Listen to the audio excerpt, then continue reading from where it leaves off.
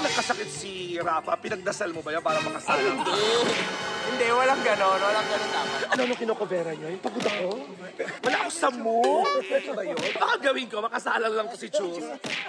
Hindi isa iba, parang gusto niyo mo rin na makasalan ko without wishing naman na magkasakit. Oo naman. Ibang universal sweet na.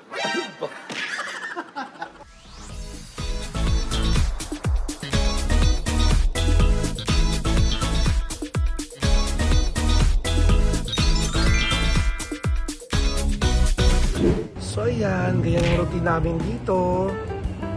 Si Min, taga-kulot ng buhok mo. Of course, si Mama Ray, ang makeup artist of the stars. Yung design kasi nung makeup ni Mama Eme, syempre dapat old-fashioned na Mama. Heavy.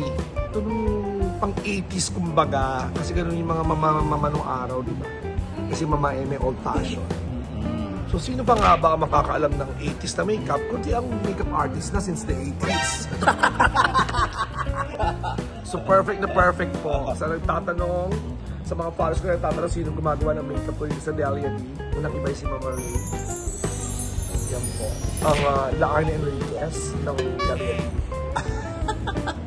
Tawag dito, line check. Sine-check yung mga lapel namin. Ano ba, line or live? Linya, di ba? Line check. Chine-check yung lapel namin kung gumagana, kung okay yung battery. Yes. Sasalita ka na, nakapila kaming ganyan lahat. Kasi isa. Siyempre hindi ko naman alam yun kasi first time ko mag-musical. Ngayon alam ko na.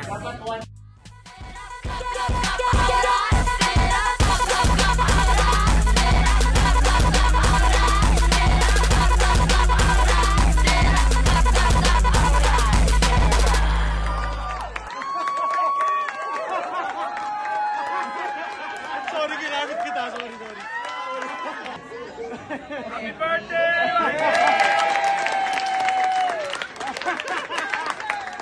Ayan, so dito nga sa Delia D, itong ano pangalan ng theater guild na to? Full House Theater Production. Wala silang alternates, meron lang sila covers. Parang in layman's term, understudy. Yung sasalang lang sila kapag, of course, knock on wood, may emergency or may nangyari dun sa isa sa mga cast. Ay, start by rehearsal, nalaman ko na ganun dito na walang alternate pero may covers. Talagang ano na, curious na ako sa kanila because nagre-rehearse din sila everyday just like us. And yet, may possibility na hindi sila makakasalang, hindi nyo sila mapapanood. And one of the covers na I'm very proud of ay ang aking anak ni si Sean. Siya po ang cover ni Miss Fee Palmas na si Delia D. So, ang gusto kong malaman, lagi ka bang cover? Or first day mag-cover, dati alternate ka? Oo, palaging alternate. Alternate kami ni ate sa Jalo sa tour na. Tapos, ang pinaka-recent ko is yung Bar Boys. Cover ako doon. Yun yung first ko. Ito yung second. Pati yung Theater Guild ng Bar Boys, wala din silang alternate covers. Wala. Di rin sila nag-alternate. Ano pangalan ng Theater Guild na yun? Barefoot. Barefoot. So sa Barefoot din pala, wala din alternate covers lang. So second tayo magko-cover. Meron ba ano na parang sana makasalang din ako, but at the same time, the fact na sumalang ka kasi baka nagkasakit or nagka-emergency yung, alam mo yun, parang torn ka. Ano ikaw, to be honest, ano yung feeling mo as a cover? Siyempre gusto kong siyempre gusto kong sumalang. Pero kasi tama ka, parang pag pinagdasal ko yun, ibig sabihin papagdasal ko din na magkakasakit si ate or something. O sana kung ang mangyari man, makakasala ka, hindi dahil sa may nangyaring masama kay Fee or sa family niya, but yung wala lang, parang ano ba? Or wala lang sa mood si Fee Palmas that day, pwede ba yun? Or something. So, dito sa Delia D, ikaw, si Ate Ring, Ali, si Deo, kayo yung apat na covers na walang role. So, may possibility na hindi sila makasalang.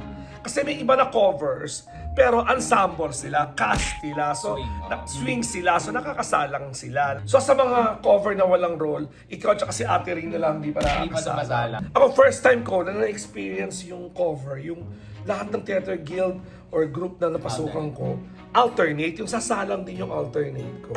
Ako rin po, may cover din ako si Jules, pero ensemble din siya. So sumasalang din siya everyday. Ayun siya si Delia D.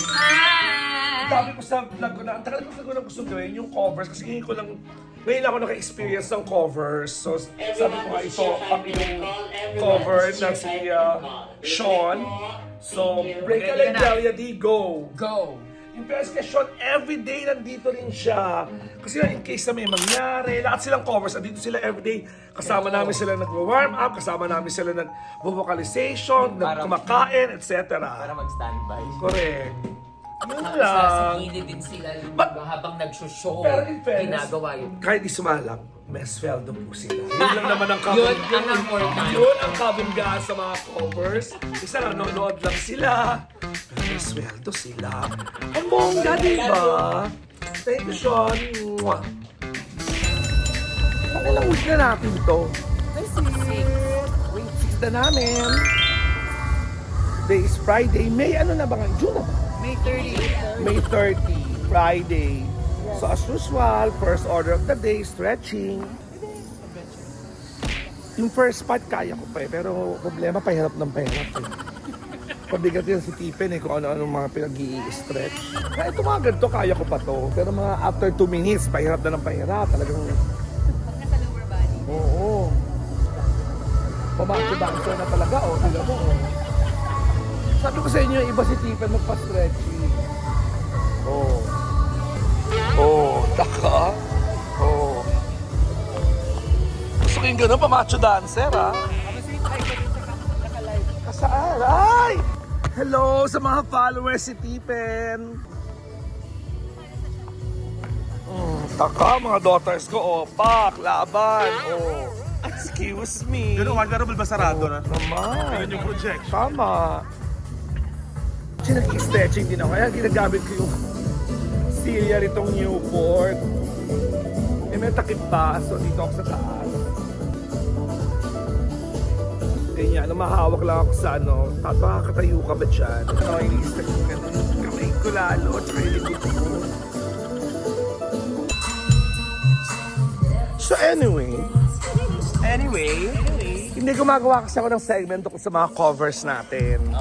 AKA Understudy. So nakilala nyo na si Sean, cover ni Delia D, ni P. Palmos.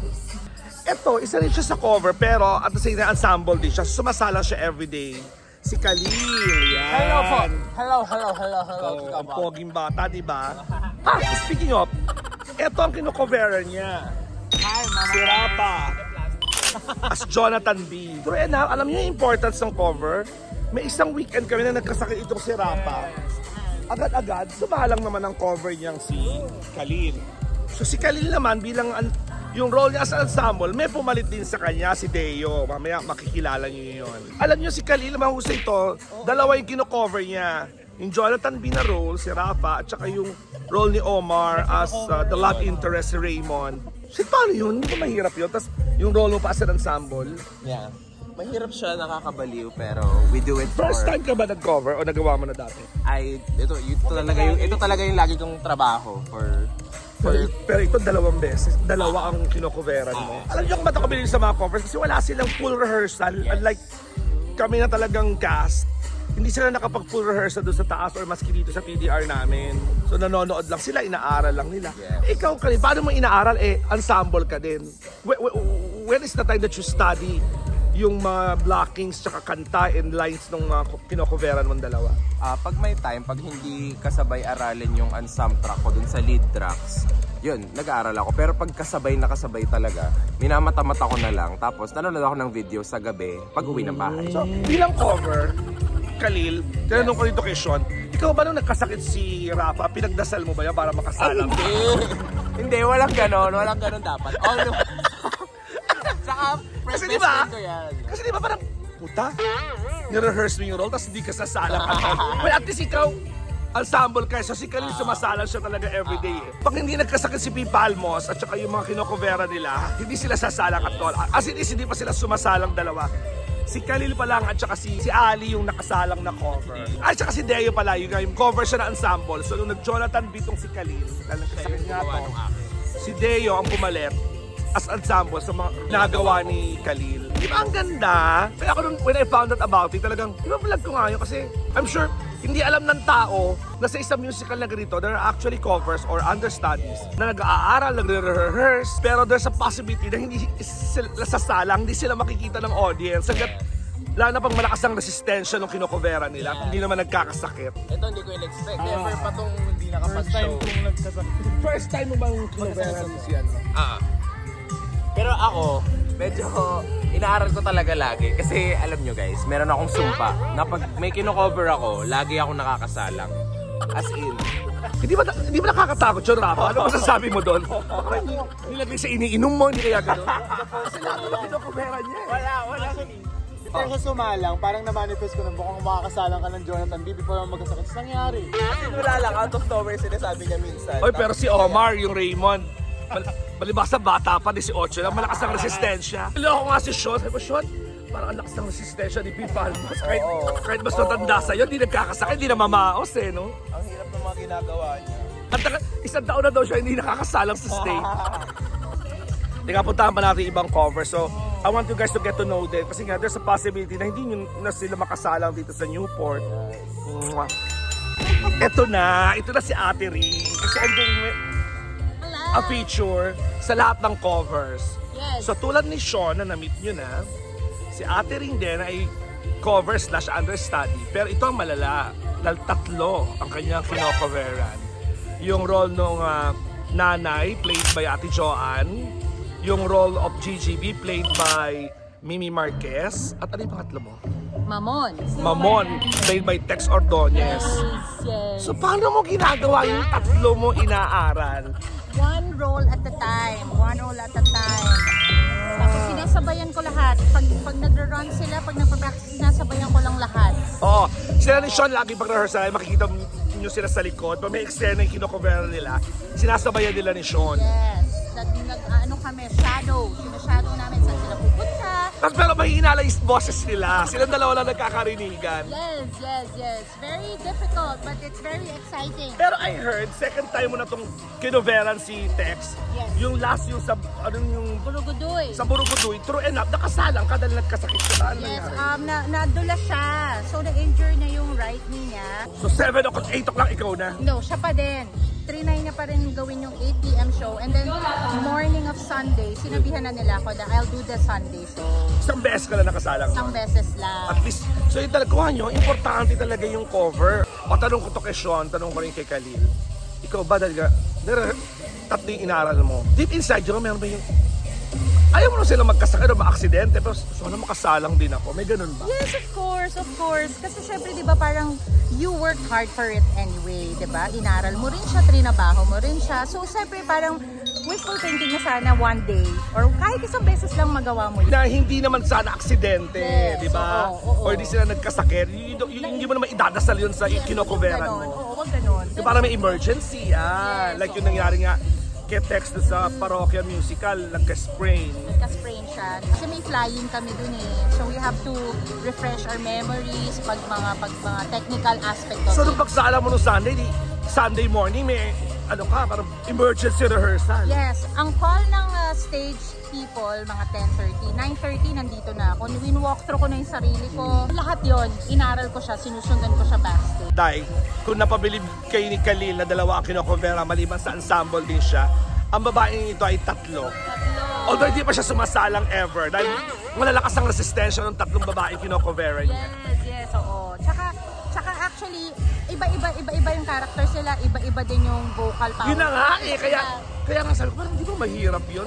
3 yung kinocoveran na itong babaeng ito. Oo, medyo mahirap pero exciting. Like I said, it's very exciting and it's very challenging. Sige, Ayan siya. interviewin din natin sila. Thank you, Miss Ring. Ay, by the way, si Ate Ring ang nagluluto for us. Kasi nagluluto siya. Small business ko talaga yun. Meron siyang small business. nakapack na, naka-tupperware na, ima-microwave na lang namin. So siya yung gumagawa ng pagkain ng rehearsal. Ako, dito ako nagla-lunch sa dinner. So isa ako doon sa laging dalawang orders sa kanya during our rehearsals. Yes, So thank you for that kasi hindi na kami lalabas ng aakit sa mall or lalabas. Expensive ang mga pagkain. Isa pa yun. Kaya ata rin kompleto na may kanin, ato na yung ulam, at minsan may side something pa. Sali kayo, Ali Deo. Itong dalawa, yan. Si Ali at si Deo ay isa rin sa mga dalawa sa mga covers na pinifeature ko ngayon sa vlog ko. Si Ali at si Deo, ang kino-cover nila ay lahat ng ensemble. Get nyo? Lahat. Ilan ba ang ensemble natin? 10 female, 13 male. So, inaaral nila yung blocking, yung dialogue kung meron. So, in case na isa dun sa 10 female, 13, pwede silang sumalang. Isang rehearsal na pabilib ako nito ni Ali kasi focus sa voice si Cara.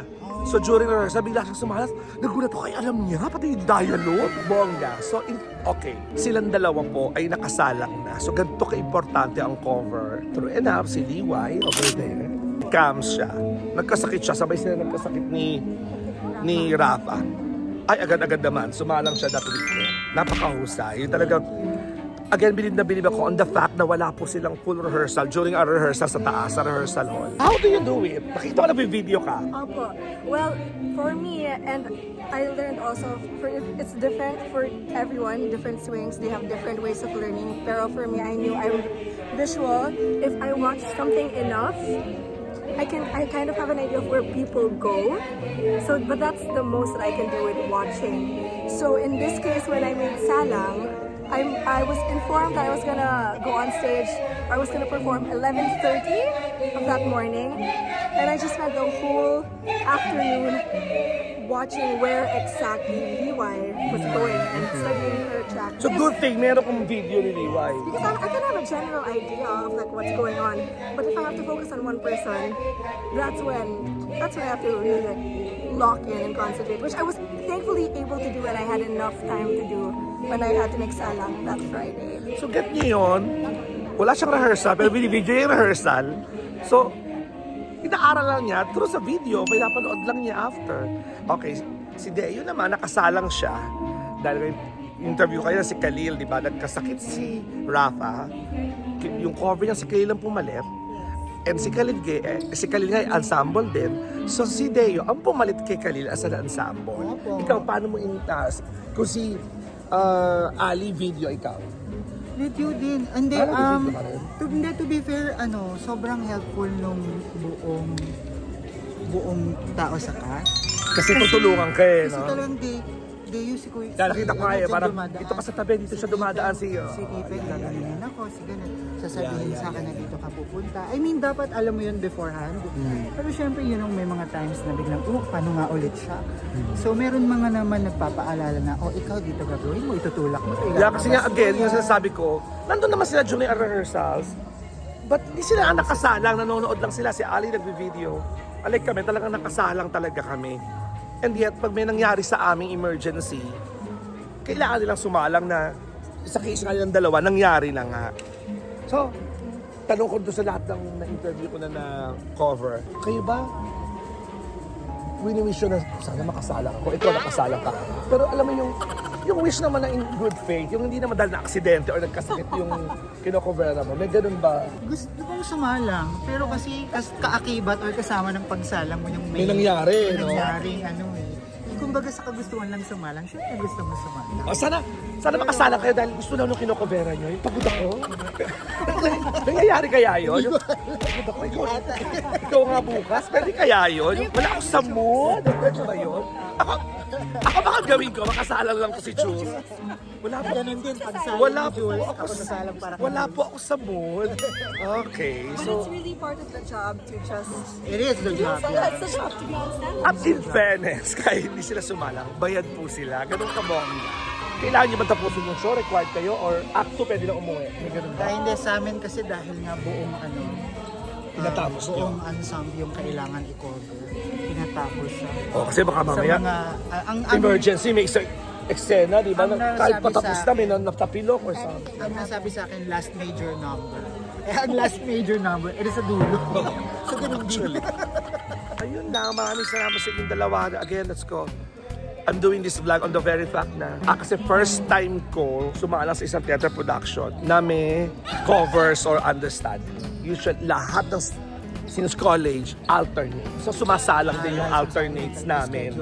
Sabi ko, ano yung cover? Understudy. Ay, hindi alternate, hindi po. Nagre-rehearse sila, pero pag di naman nagkasakit yung ano nila, hindi sila sasalang ha. So, doon ako parang pa-curious ako at the same time, parang bumili mo kasi. So, in return, sila gusto kong unang i-feature dito sa vlog ko sa Correct Ka Dyan TV para hindi man sila makasalang. May at least yung dalawang to nakasalang. Nakasalang na sila sa stage. Thank you guys. Thank you so much po. Yeah. So every Friday, galing kami sa 4 days na pahinga. Monday to Thursday. Nag-i-Italian run kami. Ito yung Italian run, yung mabilis lang.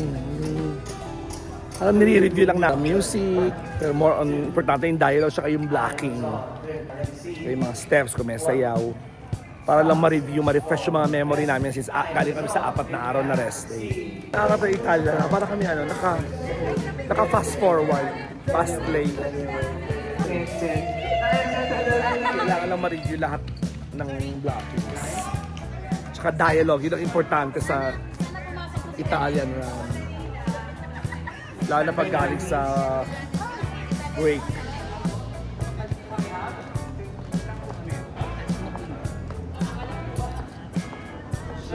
Kami yung mga eksena.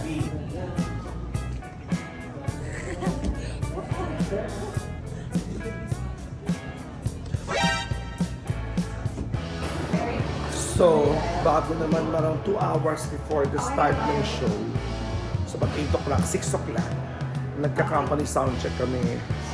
Chine-check yung lapel, tapos chine-check yung tunog ng band. Parang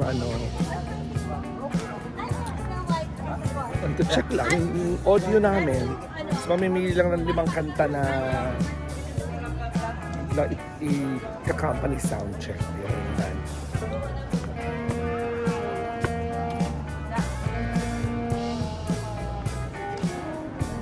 Yung mga audio andun sa taas, sila nag-check kung balance ba yung tunog. Hello! Okay ba yung lapel namin. Ako si Justin. Kasi Peter, siya yung choreographer nga sasabi ko sa inyo na napapastretching na hindi ko naman nagagawa. Ang hirap-hirap. Ito naman si Khalil. Yes!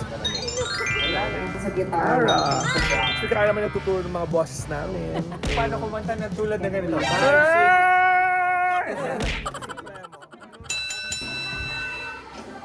My turn to sound check.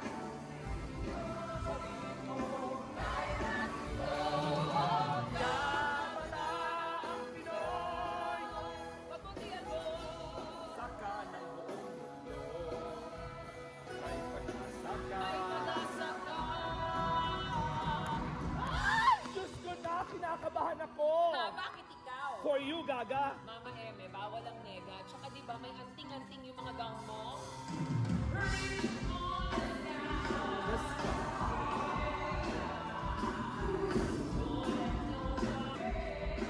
Don't never stop until you reach the sky. Reach the sky. Doon tayo, dali!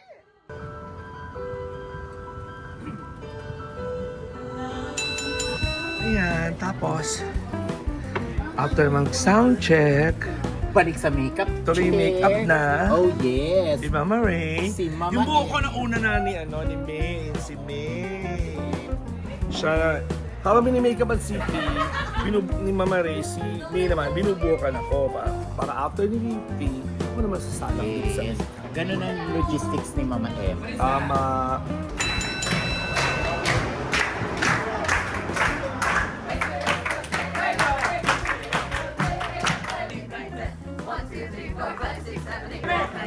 One, two, three, four, five, six, seven, eight, nine. 1, 2, 3, 4, 5, 6, 7, 8, 9. 1, 2, 3, 4, 5, 6, 7, 8, 9. 1, 2, 3, 4, 5, 6, 7, 8, 9. May gano'n pang pagising before the start ng show. Ginagawa namin to after nung 10 minutes before the start. 1, 2, 3. 1, 2, 3. 1, 2. 1, 2. 1, 2. Siya lang nagbibigay ng mga. Isa sa mga costumistas namin si Philip. Katawa siya. Boys room. Hi, Kawai. Parang walang boys dito. Bro! Bro. Break the leg, mga bro. Hey bro, Tapat nung, ang girls yung katapat nung room namin ni P. So, mas madalas akong tumatawid dito. Tsaka yung room na kinaka-open lang. Isa po sa kasarang arte. Mga wigs namin. Costume, kanya-kanyang lugar. Ito lahat po sa akin. Yes. Tapos ito yung area ng ensemble. As talagang direct pa sila sa likod mismo ng stage. Kasi may marami sila mga quick changes. So doon kang tumatawid. Pero maganda dito sa dressing room ng mga ensemble. Meron silang favorite ko talaga kasi dito yung ulo ang ganda. So bago sumalam, dito ako nakikisalamin. Tapos sa kabilang side naman, makeup area naman ng mga daughters kung di ballets. Ayan. Dito naman sila. Medyo direkta rin sa backstage. Kasi nga, marami rin sila mga quick changes. Ako tumatakbo ako talaga dito sa area ko. Kaya tinutulungan ako ni Philip magbihes. At saka yung nag-hair sa si Maisha naman nagkakabit ng hikaw. Ayan, naka-ready na lahat ng mga accessories ko. Ay, speaking of, nakalimutan kong isuot ng sising. Na, backstage, ito na yung stage. Pero diretso ka lang gano'n. Ayan na siya, natin kung pwede pa natin ma-interview ang aking cover. Si Jules. Ito si Jules. Isa sa Diva Labs. Mga girls ko sa ating, sa Drag and Del Bar. Galing siya sa Dulaang UP. Doon ko siya ulo nakilala. Estudyante pa lang siya. Ngayon, isa na siyang veteran actress. Tumatanggap na siya ng mga gay roles ngayon. Sino ba sa gay roles? Sa Drag Queen Rose. Pero sa'yo ba ng drag queen sa isang play? Sa show ni Ate Rich sa... sa TV, nagawa mo na. Oo, yung title nun, yung... I Heart You Pare. I Heart You Pare, nagpanggap na drag queen sa Richie. Doon mo unang ginawa yan. Doon ka natutong mag-ganyan. Ang galing, siya na lang may makeup sa sarili niya. Ang galing. Sa Dulaang UP, tinitrain talaga sila na mag-makeup ng sarili. But to say that Jules is my cover. Nag-cruise ako, di ba? Tatlong araw ko hindi nakapag-rehearse noon. So siya yung sumalang, siya yung nagre-rehearse. Tapos pagdating ko, siya nagturo sa akin ng mga na-miss ko ng mga steps, mga kanta, blocking, whatsoever. Dahil nga ensemble din siya, sumasala din siya everyday. Nakakunod ko may mangyari sa akin, doon lang siya mag-take over as Mama Eme. Dito isa iba, parang gusto niyo mo rin na makasala rin ako sa role na yun. Without wishing naman na magkasakit. Oo naman. May pressure, syempre, ibang universe na nag-lapis. Pero ako sa totoo lang, hindi naman, talagang alalay lang sa'yo. Importante talaga yung covers. So yun, so akin si Jules. Thank you very much, Jules, for covering me. Ay, di ba si Delia? Di nakita niyo yun? Slow-mo, automatic. So yun na nga, every each show, meron kami photo op with the audience na gusto pagpa-photo sa amin. So anyways, sa schedule yon. So today, schedule namin ang makipag-pictorial with Willie Magbayad. Ano ba naman? Tara! Wow, ano yan? Thank you! Ano na yung wardrobe? Ano to? Mga stop ng Newport! Smile! So ayun na nga. Morning! It's stretching time.